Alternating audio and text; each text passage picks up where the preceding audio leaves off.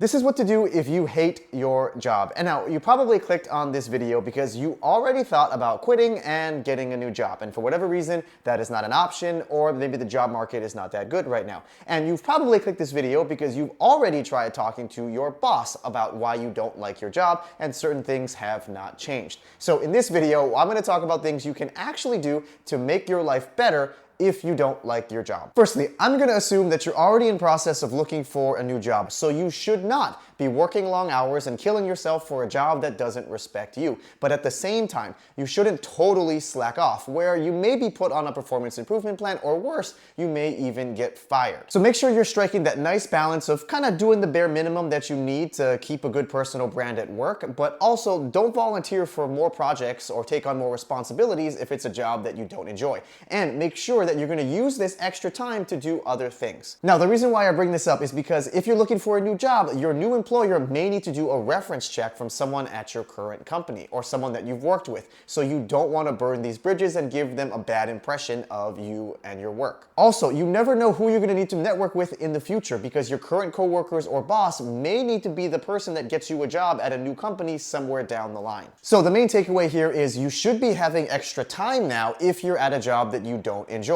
Now, what can we do with this extra time? First, if you have a passion project or a side hustle that you're looking to get off the ground, you can use your extra time to actually invest in those things, which will bring you more joy. You can also use this extra time to supplement your primary income by doing side hustles. Now, I made a whole video on some side hustles that I really enjoy, and I'm going to put some up on the screen right now that I think anybody can do while doing a full-time job. Now, in addition to making more money, you can also work on a passion project of yours that could eventually turn into a new career or a full-blown business. So if you like painting or pottery, use this extra time to work on those things and see if you can make money off of those things. Or it may just bring you joy. Or with your extra time, maybe you want to spend more time with your family and your children, get more involved in their lives. Maybe you want to be their soccer coach or basketball coach. Or if you want to start a social media account on the side and see if you can grow that into its own business. There's been a lot of people who've actually taken this as a side hustle and turned that into a full-blown business. There is the Wall Street Girly, Joe Matek, and so many more. Now, the second thing you can do if you hate your job, which is my personal favorite, is you can help build yourself towards making a career switch. Now, if you don't like your job right now because of the job itself, nothing to do with like your boss or the pay or anything else, and you just don't like accounting or finance, then you can use your extra time to learn new skills or build up your resume or take on additional projects in other departments that will help you build up your resume and get you qualified to make a career switch. So if you don't like your current job or the current team that you're on, try to network around internally within your company and see if you can get plugged in or involved in other projects in other departments. This will help you build up your resume and get you closer towards making a career switch, because you're going to need to have certain essential skills if you want to switch jobs. And along those same lines, you can use your extra time now to get certifications or do a boot camp to build up those skills. And if you want to know how to write a resume when you're trying to do a career switch, you should watch this video that I got right here. Next, if you don't like your job, make sure you're subscribed to this YouTube channel, because I'm going to post weekly career content that will help you advance your career or find a new job that you'll actually like. And you should also be using your time to network right now. And it's always best to network when you don't have a hidden agenda, because you don't come across as desperate. And also, people don't like to feel used. And so if you're only reaching out to people for networking